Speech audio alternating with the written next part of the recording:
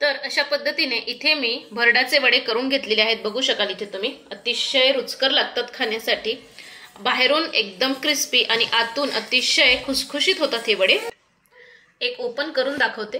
हे बघा, आतून एकदम, बाहेरून एकदम क्रिस्पी आहेत आणि आतून एकदम खुसखुशीत। हे बघा, क्या बात आहे, जबरदस्त। तर हे भरडाचे वडे अगदी सोप्या पद्धतीने कसे केले त्यासाठी पटकन रेसिपी सुरू करूयात।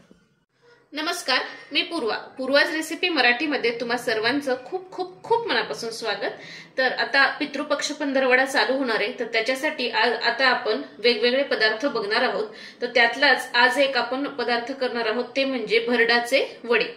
तर भरडाचे वडे करण्यासाठी लागणार आधी साहित्य बघून घेऊयात। इथे मी 1 वाटी तांदूळ घेतलेला आहे।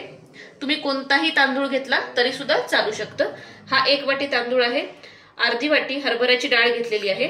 1 वाटी जर तांदूळ असेल तर अर्धी वाटी हरभऱ्याची डाळ घ्यायची आहे। त्याच्यानंतर पाव वाटी आपल्याला उडदाची डाळ लागणार आहे।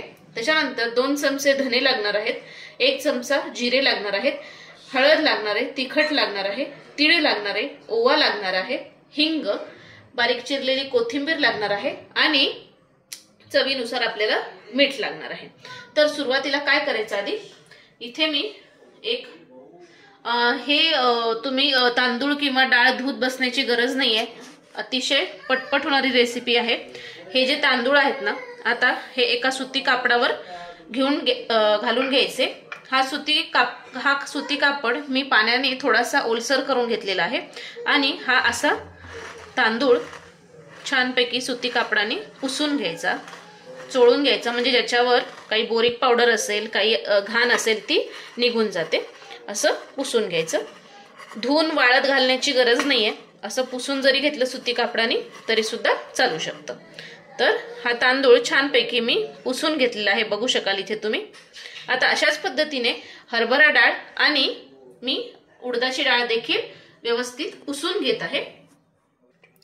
तर आता अशा पद्धतीने सुती कापडावरती मी तांदूळ, हरभरा डाळ आणि उडदाची डाळ छानपैकी पुसून घेतलेली आहे।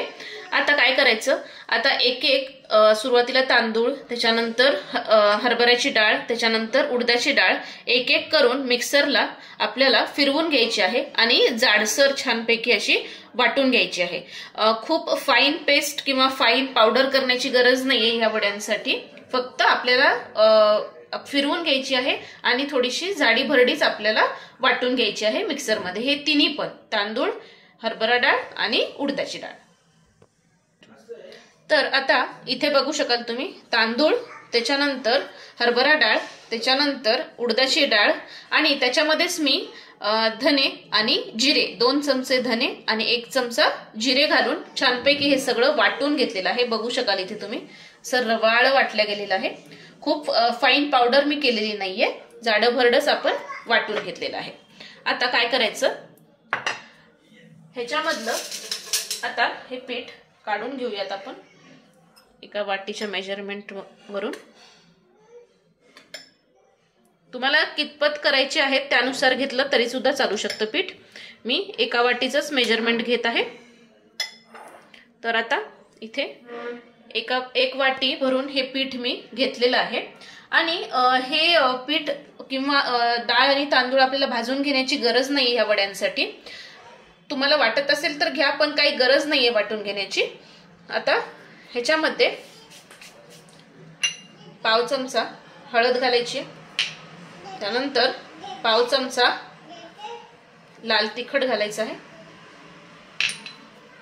त्यानंतर ओवा घालायचा आहे। हातावरती छानपैकी असा क्रश करूनच ओवा घालायचा, त्याचा स्वाद खूप छान उतरतो। त्याच्यानंतर 1 चमचा तीळ घालायचे आहेत, 1 छोटा चमचा। त्यानंतर यामध्ये पाव चमचा आपल्याला हिंग घालायचा आहे, पाव चमचा हिंग। हिंगाचा स्वाद खूप छान उतरतो। आता मिक्स करून घेऊया।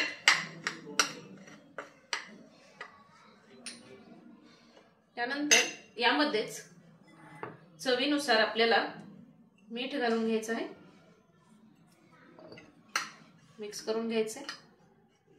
आणि आता इथे गॅसवरती मी एक छोटी तडका कढई गरम व्हायला ठेवलेली आहे। यामध्ये 1 चमचा 1 टेबलस्पून, एका वाटीसाठी 1 टेबलस्पून इथे तेल मी गरम करून घेतेय आणि हे कडकडीत मोहन आपल्याला या पिठावरती घालून घ्यायचं आहे। अतिशय झटपट होणारी प्रोसेस आहे आणि हे वडे अतिशय खमंग खुसखुशीत होतात आणि डाळ तांदूळ काहीही भाजून घेण्याची गरज पडत नाही, त्यामुळे झटपट होतात। एरवी आपण थालीपीठाची जी भाजणी करतो त्याच्यासाठी आपण सगळं भाजून घेतो, पण या वड्यांसाठी काहीही भाजून घेण्याची गरज पडत नाही। आता हे तेल कडकडीत आपल्याला गरम करून घ्यायचं आहे। असं केल्याने हा पदार्थ अतिशय खुसखुशीत होतो। आता तेल आपलं छानपैकी गरम झाले, गॅस बंद करून घेऊयात आणि हे तेलाचं कडकडीत मोहन आपल्याला या पिठावरती घालून घ्यायचं आहे। हे बघा अशा पद्धतीने तेल गरम आहे म्हणून चमच्याच्या साहाय्याने मी आधी मिसळून घेत आहे। हे बघा अशा पद्धतीने आता थोडं हाताला सोसवण्या इतपत झालं की हे पिठाबरोबर असं छानपैकी असं चोळून चोळून घ्यायचं। हे बघा अशा पद्धतीने हे करून झालं की आता सगळ्यात शेवटी यामध्ये भरपूर सारी बारीक चिरलेली कोथिंबीर घालायची आणि स्वाद खूप छान लागतो। अशा पद्धतीने हे बघा आहे की नाही, एकदम रवाळ आहे।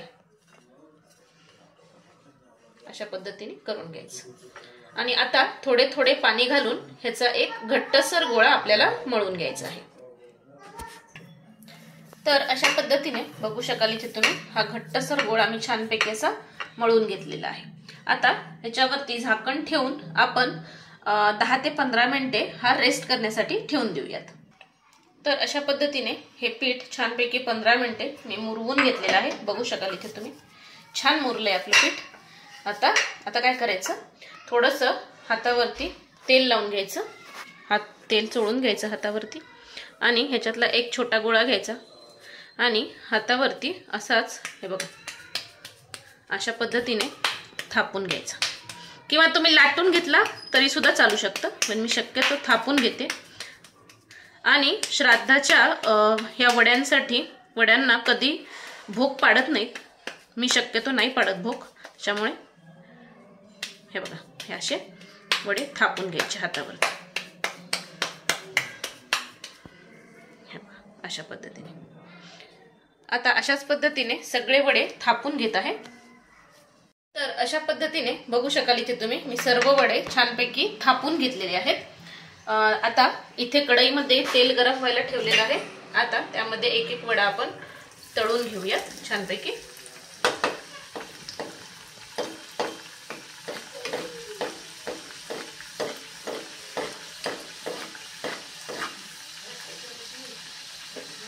गॅस मी मध्यम आचेवर ठेवलेला आहे।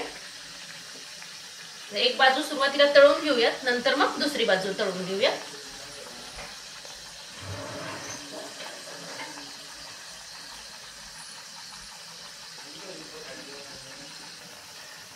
छानपैकी दोन्ही साइडनी खरपूसपणे हा वडा छानपैकी तळून घ्यायचा आहे।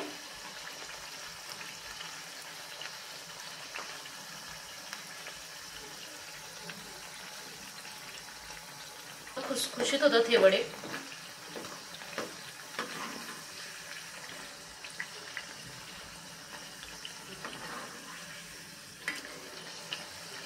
दोन्ही साइडनी छानपैकी खरपूस होईपर्यंत तळून घ्यायचे।